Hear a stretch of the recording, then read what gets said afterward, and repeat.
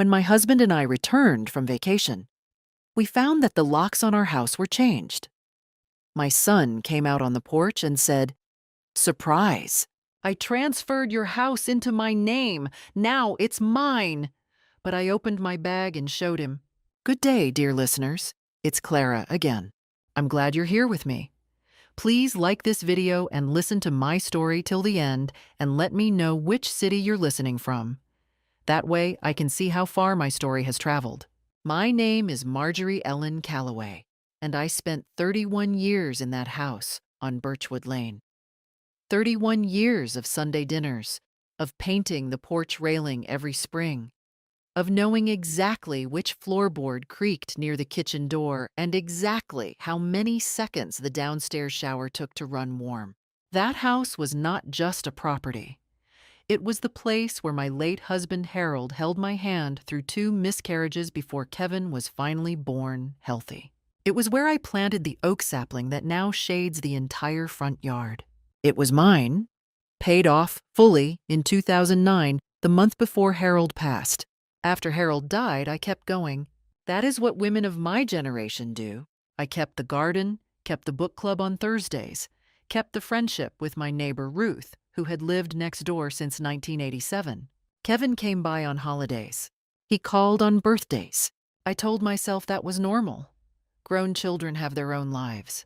His wife Tiffany was polite in the way that people are polite when they are waiting for you to become useful or to disappear.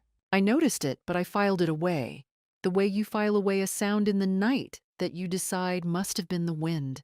The first real signal came about 8 months before everything fell apart. Kevin called me, not on a Sunday, which was unusual, and asked very casually whether I had ever considered simplifying my estate planning. I told him I had a will. He said a will could take time to process through probate. He used the word probate carefully, like he'd rehearsed it.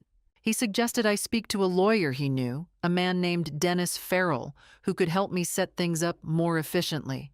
I said I'd think about it. I didn't call Dennis Farrell. Then in March, Kevin asked if he could borrow some documents, the deed, some old insurance paperwork, just to organize copies for his files. I said yes. I even handed him a folder. I want you to understand how natural he made it seem. He was my son. I had nursed him through chickenpox and a broken arm and a very bad junior year of high school. I handed him the folder without blinking. Looking back, I can see exactly when the pieces were being moved on the board. But when you love someone, you don't watch for chess moves. You watch for smiles. My husband and I keep saying that from habit. Harold had been gone 6 years, but I still traveled with his memory like luggage. Had been planning a trip to Portugal and Spain for over a year. I had a friend from my college years, Patricia, who had retired to Lisbon, and she had been asking me to visit for ages. When Ruth from next door offered to watch the house and water my plants, it felt like everything was falling into place. Kevin called the night before I left. He said, "Have a great trip, Mom. Don't worry about anything here." He sounded warm. He sounded like my son. 3 weeks later, my taxi pulled up to Birchwood Lane, and I noticed, before I even paid the driver, that the front door had a new handle, brushed nickel instead of the old brass. A small thing, but it caught my eye the way wrong things catch your eye when some part of your brain has already registered the danger. I walked up the porch steps with my rolling suitcase behind me, and I put my key in the lock. The key did not turn. I tried again. I stood there on my own porch in the September afternoon light, and my key did not turn in the lock of my own front door. Then the door opened from the inside. Kevin stood there, and behind him, I could see Tiffany in my kitchen, moving around like she already knew where everything was kept. Kevin looked at me with an expression I had never seen on his face before. Something between triumph and embarrassment, the look of a man who has done a thing and is not entirely sure he can sustain the nerve to see it through. "Surprise," he said. "Mom, we need to talk. I've had the house transferred into my name. It made sense, estate-wise. You'll see, it protects everyone. You can still live here, of course. We'll work out the details." He said it like he was doing me a favor. He stood in my doorway, the doorway I had walked through 10,000 times, and he smiled at me like he expected gratitude. I looked at him for a long moment. Then I reached down and opened my handbag. What was in my handbag at that moment was, frankly, nothing dramatic. My passport, my travel wallet, a paperback I had not finished on the plane, a receipt from a cafe in Lisbon where Patricia and I had split a bottle of wine and laughed until we cried. I reached in and I took out my phone, and I looked at Kevin with an expression I hoped was calmer than I felt. And I said, "I need to make a call. Give me a few minutes." He blinked. He had expected tears, I think, or arguments, or confusion. He had not expected calm. "Mom?" "A few minutes, Kevin." I walked back down the porch steps and stood in my driveway, and I called Ruth. She answered on the second ring. "Marjorie, are you back? How was—" "Ruth," I said, "I need you to come outside." She came out in her garden clogs and took one look at my face and said nothing foolish. She just took my arm and walked me to her kitchen and put the kettle on. That is the thing about a friendship of 35 years. No explanation required. Sitting at Ruth's table, drinking tea I could barely taste, I allowed myself to feel, for exactly 10 minutes, the full weight of what had happened. I want to be honest with you. It was crushing. Not just the betrayal of the act itself, though that was enormous, but the specific cruelty of its timing. Harold's house. The house I had kept alone for 6 years. The house that was the last physical evidence of our life together. My son had taken it while I was on an airplane somewhere over the Atlantic, and he had stood in the doorway and called it a surprise. I cried in Ruth's kitchen. I want you to know that, because what happened afterward was not the story of a woman who was never afraid. It was the story of a woman who was terrified and decided to move anyway. After 10 minutes, I stopped crying, and I asked Ruth if I could use her computer.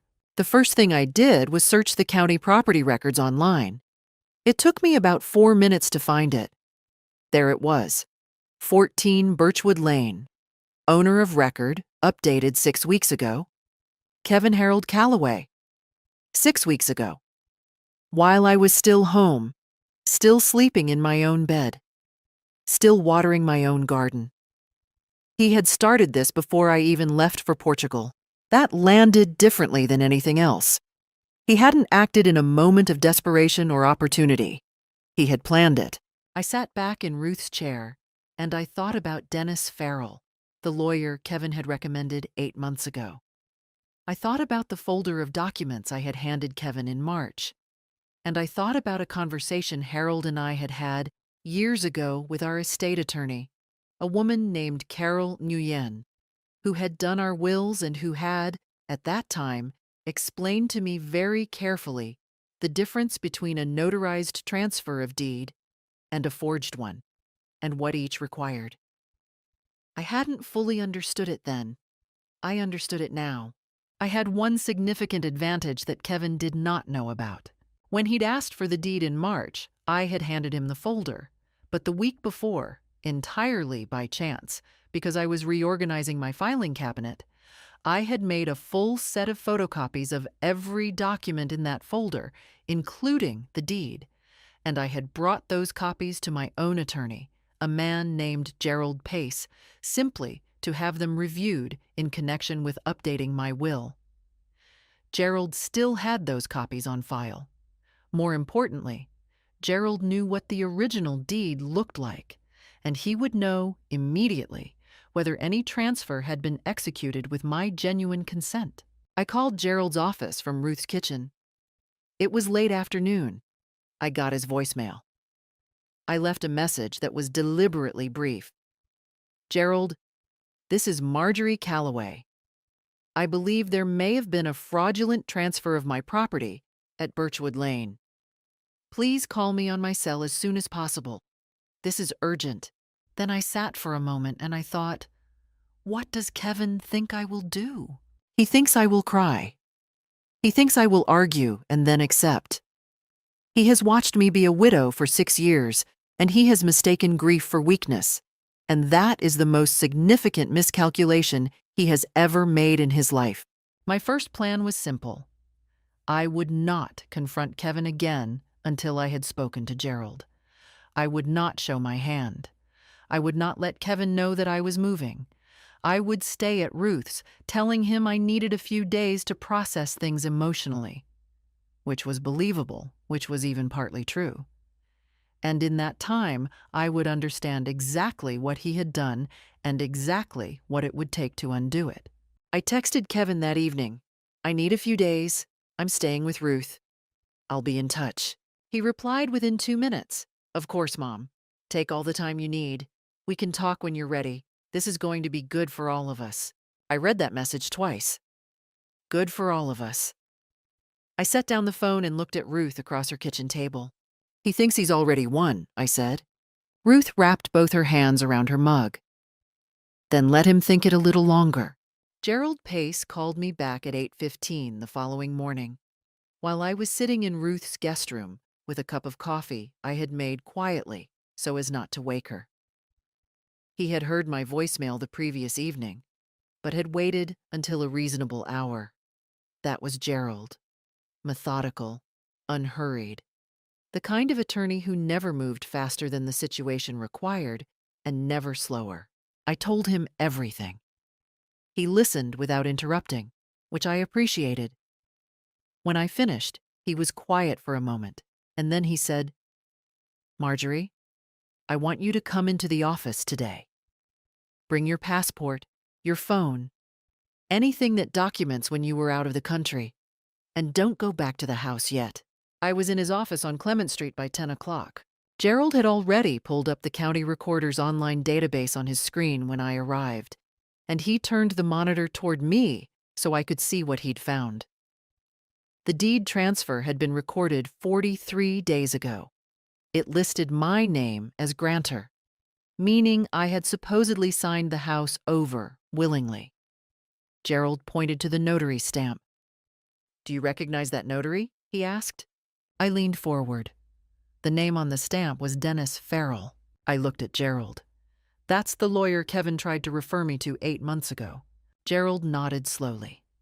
Yes, I was afraid of something like that. He paused. Marjorie, I need to be direct with you. If someone signed your name on that deed, or if you signed something and were told it was a different document, that is deed fraud.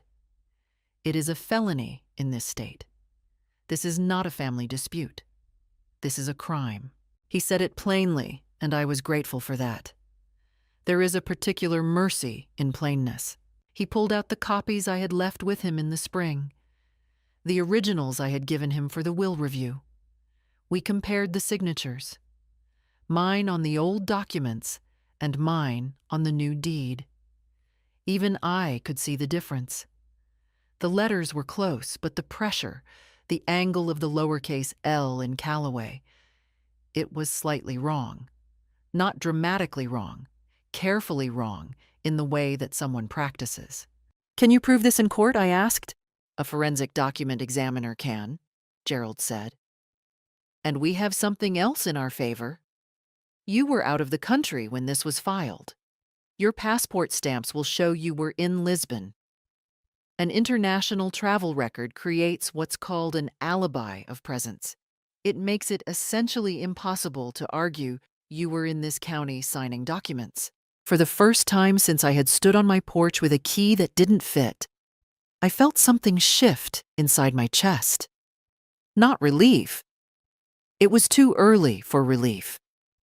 Something more like ground beneath my feet.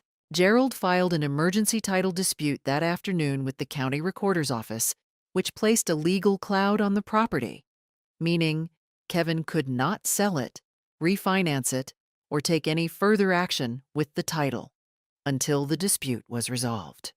It did not give me back the house yet, but it stopped the bleeding. What I did not know, until Ruth told me that evening, was that Kevin had already driven slowly past her house twice that afternoon. Ruth had seen him from her front window, his gray SUV rolling past, slowing, not stopping. He was checking on me. He was watching. I thought about what that meant.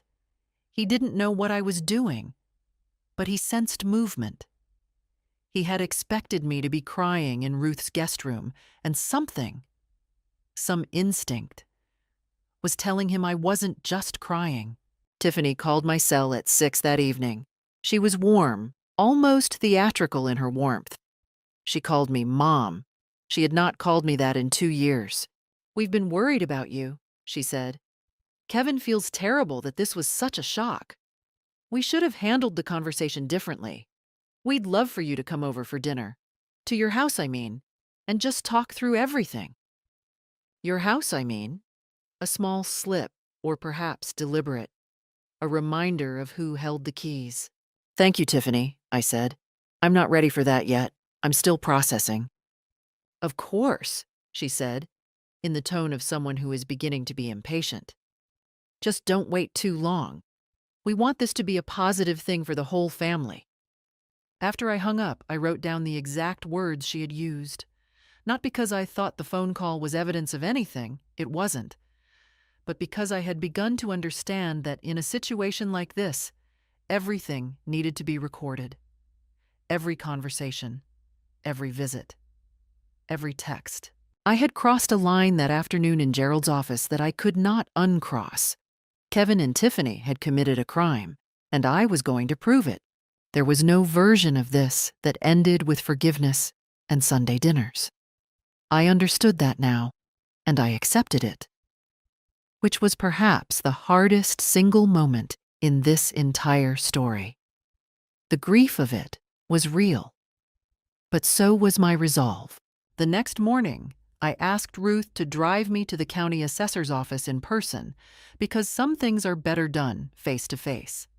I brought my passport, my travel itinerary, the printout of the recorded deed that Gerald had prepared, and a letter from Gerald on his firm's letterhead formally notifying the county of the disputed transfer. The clerk, a young woman with reading glasses on a chain, looked at my documents and then looked at me over the top of her glasses, and something in her expression changed. "Ma'am," she said more quietly, "did someone forge your signature on this deed?" "That's what we believe," I said. She took an extra copy of everything I had brought, stamped my set as received, and gave me a case number. She also gave me, unprompted, a card for the county district attorney's consumer fraud division. "You might want to call them," she said, sliding it across the counter, "just in case." That afternoon, Gerald submitted a formal complaint to the State Bar Association regarding Dennis Farrell, the notary attorney whose stamp appeared on the fraudulent document. This was a separate track from the title dispute, slower but significant. A notary who stamps a fraudulent document is in serious professional and legal jeopardy.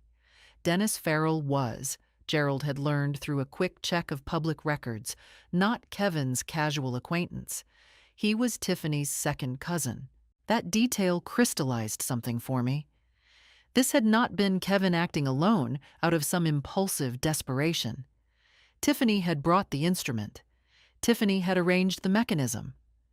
Kevin had walked up to my door and delivered the speech, but Tiffany had engineered the architecture. I was back at Ruth's that evening when Kevin called. Not a text this time. A call, which told me something. He was no longer comfortable with the distance that text messages create. "I heard you went to the county offices today," he said. I kept my voice even. "Where did you hear that?" "It doesn't matter." A pause. "Mom, I need you to understand something. What I did was legal. I had every right to protect family assets. If you keep pushing this, you're going to create a legal situation that hurts everyone, including you. It's going to cost money. It's going to take time. It's going to become a public record. Is that really what you want?" He was trying to present it as a warning delivered in my interest, but what I heard underneath it was the first tremor of fear. "I appreciate your concern," I said. "I'll be in touch." He didn't like that. "Mom, good night, Kevin." 3 days later, Kevin and Tiffany showed up at Ruth's front door. I was in the kitchen. Ruth answered, and I heard Tiffany's voice before I heard Kevin's. High, controlled, with that particular quality of someone performing patience. Ruth, to her eternal credit, did not let them in. She stood in the doorway and said, "Marjorie isn't available right now." Kevin said he just needed 5 minutes. Tiffany said they had brought food. She used the word reconciliation, which was, I thought, a very particular choice. Ruth said she would pass along the message, but they didn't leave. They stood on Ruth's porch for nearly 10 minutes, and through the kitchen window, I watched Kevin pace twice the length of the porch. Then Tiffany said something to him I couldn't hear, and he stopped pacing and said, loudly enough that I could hear through the glass, "She has no idea what she's doing. Gerald Pace is a small-time attorney, and this is going to go nowhere." Ruth closed the door. She came into the kitchen and sat across from me. "He's scared," she said. "I know," I said. "Scared people are dangerous." The following day, Gerald called with an update. The title cloud was holding. The county had flagged the transaction for investigation, and Gerald had reached out, quietly, to a forensic document examiner, a retired FBI specialist named Margaret Okonkwo, who had agreed to review the signature comparison. Her preliminary opinion, based on the copies. The signature on the deed was not mine. That was not a legal finding yet, but it was, as Gerald put it, significant momentum. After I hung up, I sat for a long time in Ruth's guest room, looking out at the backyard where her bird feeder needed refilling, and I let myself feel, briefly, the exhaustion. Not defeat. I was nowhere near defeat. But the particular tiredness of sustained alertness, of watching every word and every door and every car that slows in front of a friend's house. I gave myself the weekend. I called Patricia in Lisbon and told her, briefly, without drama, what had happened. She listened and then said, "Marjorie, you are the most competent person I have ever known. Handle your business and then come visit again next spring." It made me laugh, which was what I needed. I slept. I read the rest of my paperback. I let Ruth feed me her excellent chicken soup. On Monday morning, I got up, made my bed, and went back to work. Monday arrived with cool fog and the smell of Ruth's coffee, and I moved through the morning with the particular clarity that rest gives you when you have allowed yourself to actually rest. I returned calls to Gerald. I wrote a precise, factual account of every event since my return. Dates, times, exact words. Because Gerald had asked me to, and also because the act of writing it helped me see the shape of things more clearly. It is harder to panic about a situation you have documented. Kevin sent me a text at 11 that morning. It was careful and polished in a way that suggested Tiffany had edited it. "Mom, we've been thinking, and we want to do right by you. We'd like to set up a monthly payment, your choice of amount, so you have financial security and peace of mind, and you can continue living in the house for as long as you want. We love you and just want this resolved." I read it twice, and I will be honest with you. For a brief moment, something in me wanted to be tired enough to accept it. Not because I believed them, but because resolution, even a false one, promises an end to vigilance, and vigilance is exhausting. But I thought about what that offer actually was. It was Kevin proposing to pay me a stipend to live in my own house, which he had stolen. It was Tiffany offering me the comfort of a situation they had engineered. It was, in short, a cage decorated with a monthly deposit. I replied, "Thank you for reaching out. I am working with my attorney and cannot discuss terms outside that process." Gerald had advised this exact language. It was factual, it was lawful, and it communicated without saying so that I was no longer operating alone. There was no reply for 2 hours. Then, "We didn't know you'd gotten an attorney involved. We just wanted to keep this in the family." I forwarded that text to Gerald. What happened next surprised me, and I think it is important to tell you about it because it was the part of this experience that I did not expect and it turned out to matter enormously. Ruth had, without telling me, mentioned what was happening to two other women in our Thursday book club, Joan, a retired school teacher, and Beverly, who had worked in the county clerk's office for 22 years before retiring. She had not gossiped. She had been worried about me and had reached out to people she trusted. Beverly called me that Monday afternoon. She had, she said, seen situations like mine before. Not often, but before. She knew the specific language of how county records offices handled fraud investigations. She knew the names of two people in the district attorney's office who took property crimes against elderly residents seriously. She offered to make introductions on my behalf. I sat in Ruth's armchair and listened to Beverly speak with the calm efficiency of someone who knows exactly which doors to knock on and in what order. And I felt something I had not felt since I had stood on my porch with a key that wouldn't turn. I felt that I was not alone. Joan came by that evening with a casserole and a copy of a newspaper article about a similar case in a neighboring county. A grown child who had used a questionable power of attorney to transfer a parent's property. That case had been reversed in court. The child had been charged. Joan had underlined the relevant paragraphs in pencil with the same quiet intention with which she had, no doubt, annotated books for 40 years of teaching. I looked it up because I wanted you to see it was possible, she said, not to upset you. That is community. That is what it looks like when it functions correctly. With Beverly's introductions, Gerald was able to get a meeting with an assistant district attorney named Rashida Coleman within the week. He briefed me afterward. Coleman had reviewed Gerald's preliminary findings and confirmed that the evidence, if it held, was consistent with deed fraud under state law. She was not making promises. She never would at that stage.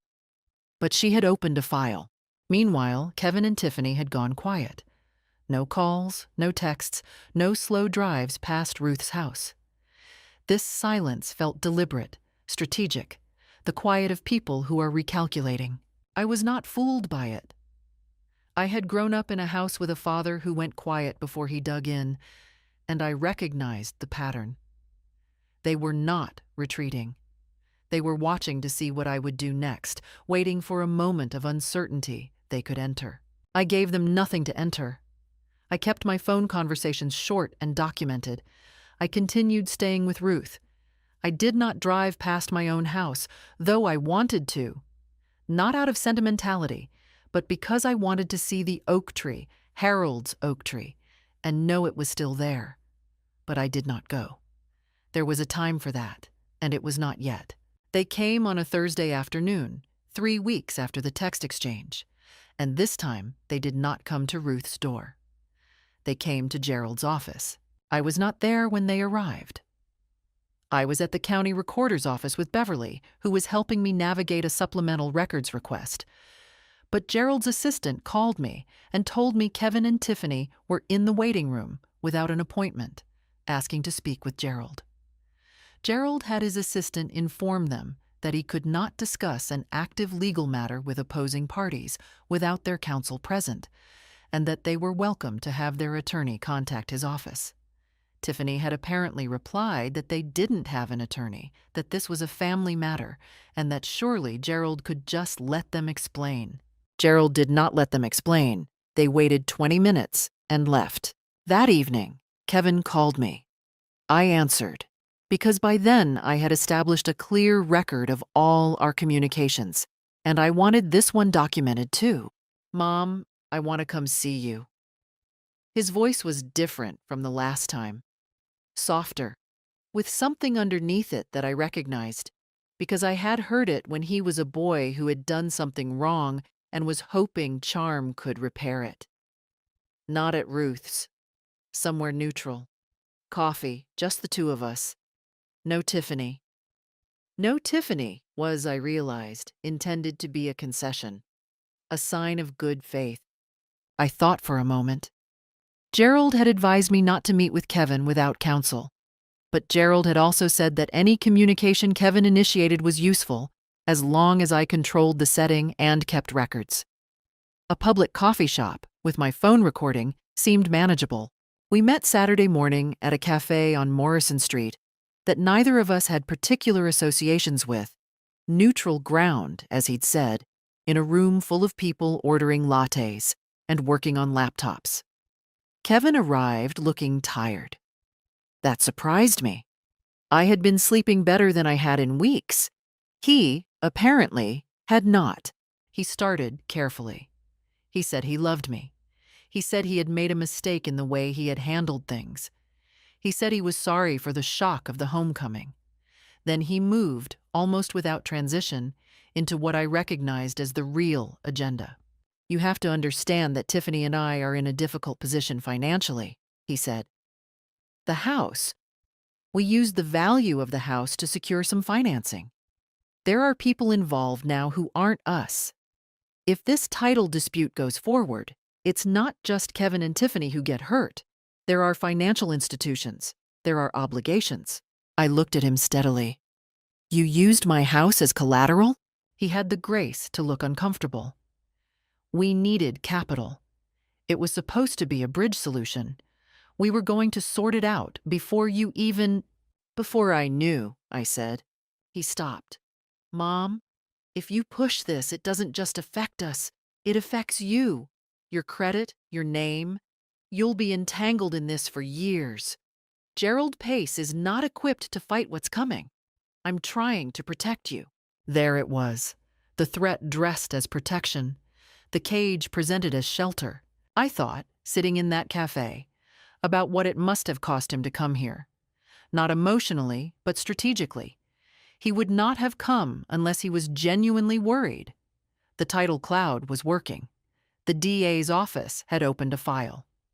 Something had moved enough that Kevin felt he needed to apply pressure in person. I looked at my son across the table. This man I had raised, this man for whom I had once sat in a hospital waiting room for 11 hours. And I felt grief, and I felt fury. And underneath both of those, I felt something very cold and very clear. Kevin, I said, I'm going to suggest that you hire an attorney, a real one, not Dennis Farrell. His face changed. The softness left it like water draining from a bowl. You don't know what you're doing, he said. Not angry yet. Something more controlled than anger, something I found more alarming. Tiffany and I have resources you don't know about, and we have time. So do I said. I left the cafe first. I walked to my car, sat inside with the doors locked, and let my hands shake for exactly 3 minutes. Because he had frightened me. I want to be honest about that. He had frightened me. Not with any specific threat, but with the look on his face when the charm dropped. The look of someone who has been exposed and is deciding what to do about it. But here is what I understood. Driving back to Ruth's house. The fear was real, and the fear was useful. A woman who feels no fear is a woman who is underestimating the danger. I was not underestimating it. I was counting it accurately, and I was choosing to move forward anyway. I called Gerald from the car and told him about the financing. He was silent for a moment, and then he said very quietly, he used the house as collateral. That's what he told me. Marjorie, Gerald said, that changes things considerably. We need to talk to Rashida Coleman again, today. Gerald had the meeting with Rashida Coleman arranged by Monday morning, and this time I was in the room. Coleman's office was on the 4th floor of the county courthouse. A room that smelled of paper and effort, with case files stacked in precise columns along one wall. She was younger than I had expected, maybe 40, with the particular alertness of someone who does not waste attention on things that don't matter and misses nothing that does. Gerald had prepared a complete dossier. I watched Coleman read through it. The original deed copies Gerald had on file, the new fraudulent transfer, The signature comparison from Margaret Okonkwo, my passport stamps, the documented timeline, the records of Kevin's calls and texts, and now, the most recent and most significant addition, Gerald's research into the loan Kevin had mentioned at the cafe. That research had taken Gerald's paralegal less than 48 hours. Kevin and Tiffany had taken out a home equity loan against my house, a property that, at the time, had been fraudulently transferred into Kevin's name, for $230,000. The lender was a private financial firm, not a bank, which explained why the underwriting had not flagged the ownership irregularity. The loan had been issued 3 weeks after the deed transfer. Coleman read this and looked up at me. "Mrs. Calloway, I want to ask you something directly. Did you at any point give your son authorization to take out a loan against your property?" "No," I said, "I did not." "Were you aware of this loan in any form?" "No, I was in Portugal." She made a note. "This is no longer just deed fraud," she said. "Using fraudulently obtained property as collateral for a loan is bank fraud. Federal jurisdiction applies when a financial institution is involved in the deception, even a private one, if they operate across state lines." She paused. "I need to make some calls." What happened next took 3 weeks to arrange, but Gerald kept me informed at every step. Coleman coordinated with the DA's office and, because of the financial institution element, a federal financial crimes investigator became involved. Kevin and Tiffany were formally served with notice of the criminal investigation. Dennis Farrell, upon being contacted by the state bar and the DA simultaneously, retained his own attorney within 24 hours, which told everyone what they needed to know about what Dennis Farrell intended to do when things became difficult. He cooperated. Gerald called me on a Tuesday evening and said, "Dennis Farrell gave a full statement. He has confirmed that he was paid by Kevin to notarize a document with your signature, which had been forged. He has provided documentation of the payment and communications regarding the arrangement." I sat down slowly. "Kevin paid him?" "Yes." "And Tiffany arranged the connection?" Farrell's statement includes email communications with Tiffany organizing the transaction. The confrontation happened on a Wednesday afternoon in a conference room at the county courthouse. I had not requested it. Coleman had arranged it as part of the investigation process, a formal recorded interview with Kevin and Tiffany, in which they were given the opportunity to provide their account. Gerald attended with me as a private witness to proceedings. I was not technically a party to the criminal interview, but Coleman had allowed me to be present because, as she said, the victim has a right to witness the process. Kevin and Tiffany arrived with an attorney they had evidently hired very recently, a man I didn't recognize who kept whispering to Kevin as Coleman laid out what the investigation had found. I sat across the table and I watched my son's face as the evidence was presented, piece by piece. He tried first to maintain that the transfer had been legitimate, that I had signed documents before the trip and had perhaps forgotten. His attorney whispered something, and Kevin stopped talking. Tiffany tried a different approach. She said the whole matter was a misunderstanding, that the family had simply been trying to plan ahead, that there was no intent to deceive. Coleman placed the emails between Tiffany and Dennis Farrell on the table. The emails discussing the fee for notarization and the need for the signature to look as close as possible. Tiffany looked at those emails for a long time. A very long time. Long enough that the silence in the room became its own kind of verdict. "Those could be misinterpreted," Kevin said finally. Coleman looked at him with the expression of someone who has heard this sentence many times and has long since stopped finding it interesting. "Mr. Calloway," she said, "the document examiner's finding is that the signature on the deed transfer is not your mother's. Your cousin by marriage has confirmed in a sworn statement that he was paid to notarize a document he knew to be fraudulent. You obtained a $230,000 loan against a property you did not legally own. How would you prefer those facts to be interpreted? Kevin had no answer. He looked at Tiffany, and I watched him do it. That small, involuntary turn of the head toward the person he had done all of this with, looking for something she could not give him now. Tiffany was staring at the table. She did not look back. Their attorney put his hand on Kevin's arm. Don't answer. What struck me in that moment was how small they had both become. Not physically, but in the way that people shrink when the version of themselves they have been performing collapses, and there is nothing underneath it substantial enough to stand on. Kevin had walked into that room as a man with a plan, with a story, with the practiced confidence of someone who had spent months believing he was smarter than everyone around him. Now he sat in a county courthouse chair and looked at the table and had nothing to say. I had spent 31 years in that house. I had raised this man in that house. And I understood, sitting in that room, that the greatest miscalculation he had ever made was not legal or financial.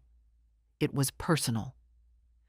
He had looked at me, his mother, a widow, a woman in her late 60s who cried in her friend's kitchen, and he had seen someone who could be outmaneuvered. He had not seen someone who had buried a husband and kept a house and built a life with her own two hands and knew, at the cellular level, what was worth fighting for. I did not feel triumph in that moment. What I felt was something harder to name. A clarity that comes when a thing you were afraid to look at directly is finally just sitting in the light. I looked at Kevin once, directly, before I left the room. He looked away first. The legal process did not move the way drama does. It moved the way bureaucracy does, which is to say deliberately, with paperwork and waiting periods and precise procedural language. But it moved decisively, and it moved in one direction. Within 10 days of the recorded interview, Kevin's attorney contacted Gerald with an offer. Kevin would sign a quitclaim deed restoring full ownership of 14 Birchwood Lane to me, in exchange for me agreeing not to pursue additional civil litigation. Gerald brought me the offer. I looked at it for a moment, and then I asked Gerald what he thought my position was. Excellent, he said. Coleman's investigation is proceeding regardless of any civil agreement. You don't need to trade anything for the house. The title will be restored through the criminal restitution process. Then no, I said. Gerald delivered that to Kevin's attorney, and I understand there was a long pause on the phone before the man said he would consult with his client. I imagine that pause contained a great deal of recalibration. Kevin and Tiffany were formally charged 8 weeks after the courthouse meeting. Kevin faced charges of deed fraud and conspiracy to commit fraud. Tiffany faced identical charges, plus an additional count related to her direct role in coordinating the forgery. Dennis Farrell, in exchange for his cooperation, was charged with a reduced single count of notarial misconduct, a charge that would nonetheless result in permanent revocation of his professional license and, under the terms of his plea, a substantial fine. The loan against my house, $230,000, was a more complicated thread. Because the lender, a private firm called Meridian Capital, had failed to conduct adequate title verification, they bore partial responsibility for the fraudulent transaction. Their attorneys and Gerald's spent 6 weeks negotiating the terms under which the loan would be voided, and Meridian would pursue Kevin directly for recovery of the funds. My property was released from that lien entirely. The debt became Kevin's problem, as it should always have been. The deed was formally restored to my name on a Tuesday morning in November. Gerald called me while I was at Ruth's kitchen table and said, "Marjorie, you are the legal and sole owner of 14 Birchwood Lane as of 9:47 this morning." I said thank you. Then I sat very quietly for a moment, holding the phone against my chest. Not because I was composing myself, but because I needed to feel the weight of the sentence before I set it down. 9:47 on a Tuesday morning. That was when it became, again, irrevocably, mine. Ruth drove me to the house. I had not been there in nearly 3 months. It was November, so the garden was quiet, the roses cut back, the beds mulched for winter, because Ruth had arranged for a neighbor's son to tend it while I was away. The oak tree stood in the front yard where it had always stood, broad and unhurried, the way Harold had always been. I stopped on the sidewalk and looked at it for a moment before I went up the steps. The county had arranged for the locks to be changed, back, this time, with keys that were mine. I stood on the porch and I put my key in, and it turned cleanly the first try. Such a small thing. Such a completely unremarkable thing, a key turning in a lock. I had done it 10,000 times and never thought about it once. I thought about it now. I walked through the rooms slowly. Kevin and Tiffany had been living there for nearly 3 months, and the marks of their presence were everywhere. Furniture moved, a new rug in the living room that was not mine, different soap in the bathroom, a coffee maker on the counter that I didn't recognize. These things bothered me less than I expected. They were just objects. Objects can be moved. The house was still the house. The angle of afternoon light through the dining room window was exactly as I had always known it. The particular sound the furnace made when it kicked on in cold weather was the same. The garden outside the back door was patient and waiting and still mine. In the kitchen, the creak in the third drawer from the left was exactly where I had left it. I stood at the kitchen window and looked at the yard, and I thought about Harold. And I thought about 31 years. And I thought about the 9-year-old version of Kevin, who had once stood in this same yard trying to build a birdhouse with his father, and made a mess of it, and been proud of it anyway. I allowed myself to grieve that version of Kevin, briefly, because it deserved to be grieved. Then I put the kettle on. Kevin and Tiffany had been required, as a condition of the criminal proceedings, to vacate the property and account for any damage or items removed. Their attorney sent a list and a payment for assessed damages. I reviewed it, confirmed it was accurate, and signed the acknowledgement. That was the last direct correspondence I had with anyone representing Kevin. Kevin's plea agreement, finalized the following spring, included probation, mandatory community service, full restitution of my legal costs, and a criminal record that would follow him through every professional background check for the rest of his working life. Tiffany's agreement was nearly identical. Kevin lost his position at the finance firm when the conviction became public. These things always do become public, because they are public record, and because people talk. He had built a career in a field that considers fiduciary trust foundational. A fraud conviction is not a speed bump in that field. It is a wall. I did not feel vindicated. I felt that something had been corrected. There is a difference, and it matters. That first winter back in the house, I repainted the porch railing. Not because it needed it. Ruth's neighbor's son had done a fine job. But because I wanted to. I wanted the particular ritual of it. The smell of paint in cold air. The brush in my hand moving in long, steady strokes. The sense of returning a thing to its proper order. It took me an afternoon, and I was sore the next day, and I did not care at all. I also, in January, updated my will with Gerald and converted the deed into a living trust structured with multiple layers of verification.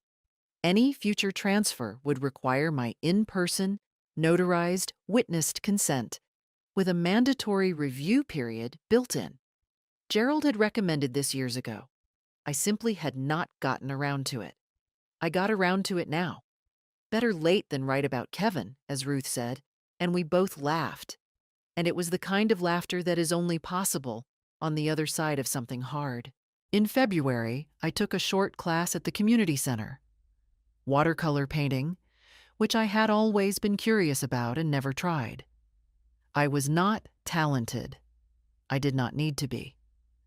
I sat on Tuesday evenings at a long table with 7 other people ranging in age from 30 to 84, and I made imprecise paintings of flowers and landscapes, and I drank the bad coffee they provided, and I came home pleased.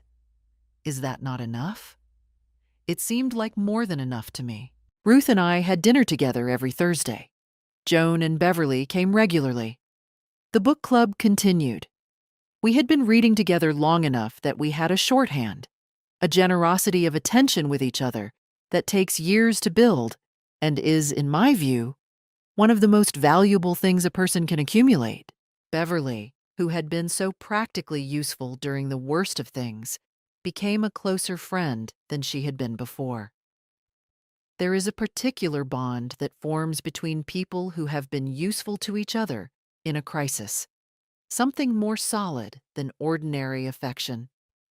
We went to a lecture series at the public library together in the spring, 4 Tuesday evenings on American landscape painting, and argued pleasantly about Winslow Homer afterward over dinner. It was very good. In the spring, I called Patricia in Lisbon and told her it was finally over. She said she had never doubted me for a single day. I cried a little, which she politely pretended not to notice, and then she told me about a small apartment near her building available for rent in August and asked whether I might want to come back. I said I would think about it. I thought about it for approximately 4 days, and then I booked the flights. I went in August. 3 weeks. Lisbon. A long weekend in the Algarve. A day trip to a small hilltop town whose name I cannot now spell, but whose bread I still think about. I swam in the Atlantic for the first time in years.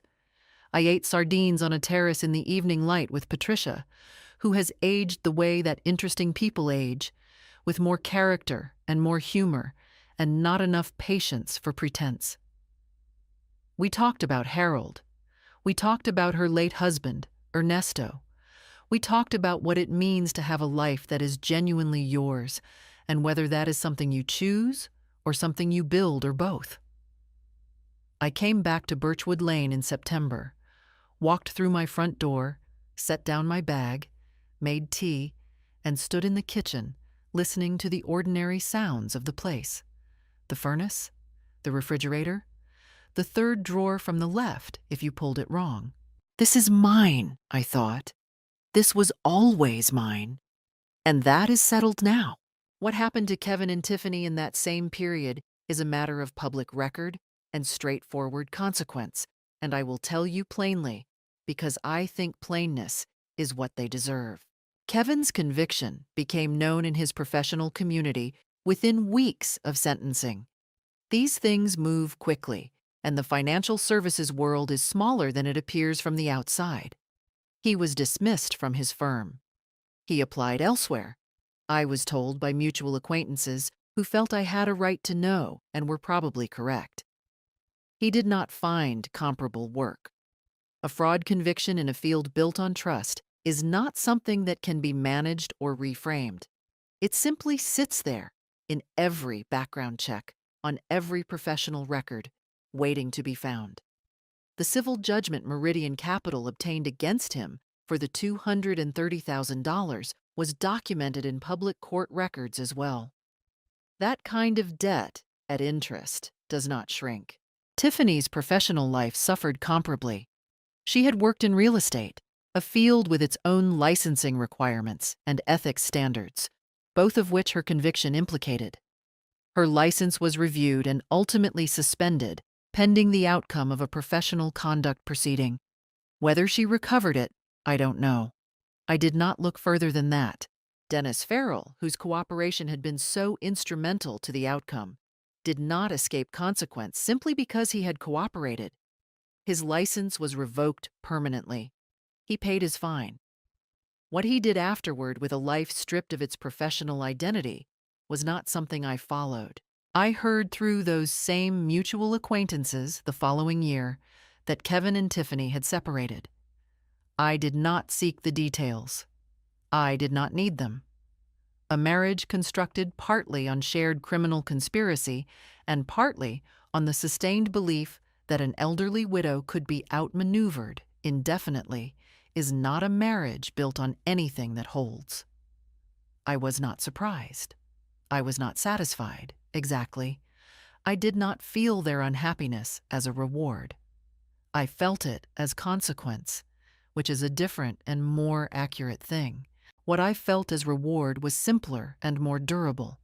My own life returned to me whole. I planted bulbs that October, tulips and daffodils both, pushed into the cold front garden soil one by one in the late afternoon, while the light went amber and the oak tree threw its long shadow across the yard. Harold had liked daffodils. I had always planted them for him. I planted them again for both of us, and for myself, and for the simple, stubborn fact of continuity, that a thing buried in cold ground in autumn comes back in March without being asked, without needing to be convinced, because that is simply what it does. The daffodils came up in March, yellow and ordinary and entirely mine. I stood at the living room window and looked at them, and I thought, this is what staying looks like. Not the dramatic staying of a crisis, but the quiet staying of a morning in your own house, with your key on the hook by the door and your name on the deed, and nowhere in particular you have to be. That is enough. That is, in fact, everything. I have told you this story because I want you to understand something. Age does not make you a target unless you allow fear to make you passive. The moment I chose to act, not to fight, but simply to move, everything changed. If your name is on a document, protect it. Know your rights. Build relationships with people who will stand beside you. And if someone tries to take what is yours while calling it a favor, open your handbag and start documenting. What would you have done in my place? I'd love to know. Thank you for listening.